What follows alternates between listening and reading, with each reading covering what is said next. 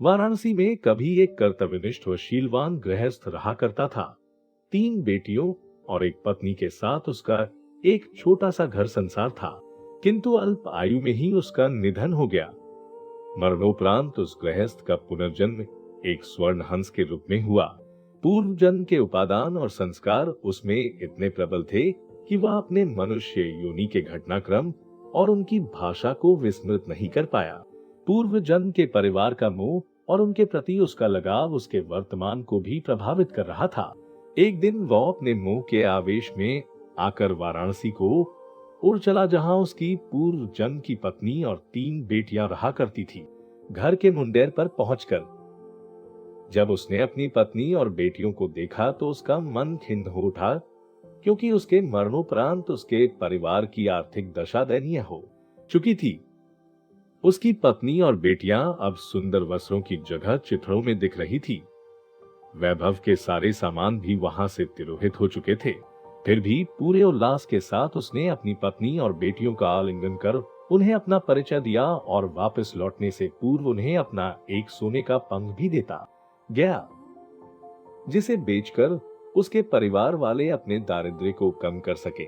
इस घटना के पश्चात हंस समय समय पर उनसे मिलने वाराणसी आता रहा और हर बार उन्हें सोने का एक पंख देकर जाता था। बेटियां तो हंस की दानशीलता से संतुष्ट थी, मगर उसकी पत्नी बड़ी ही लोभी प्रवृत्ति की थी।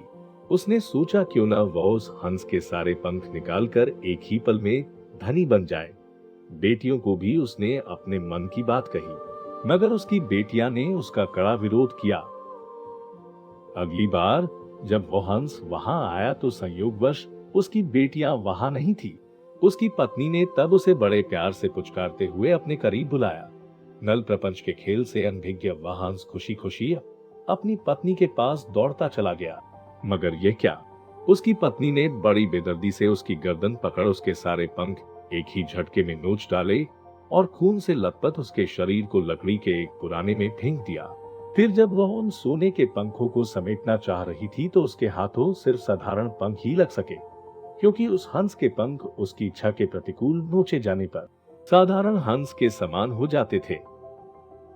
बेटियां जब लौटकर घर आईं तो उन्होंने अपने पूर्व जन्म के पिता को खून से सना देखा। उसके सोने के पंख भी लुप्त थे। उन्होंने सारी बात समझ ली और तत्काल ही हंस की भरपूर सेवा शुश्रूषा कर कुछ ही दिनों में उसे स्वस्थ कर दिया। स्वभावत उसके पंख फिर से आने लगे, मगर अब वे सोने के नहीं थे। जब हंस के पंख इतने निकल गए कि वो उड़ने के लिए समर्थ हो गया, वह उस घर से उड़ गया और कभी भी वाराणसी में दोबारा दिखाई नहीं पड़ा।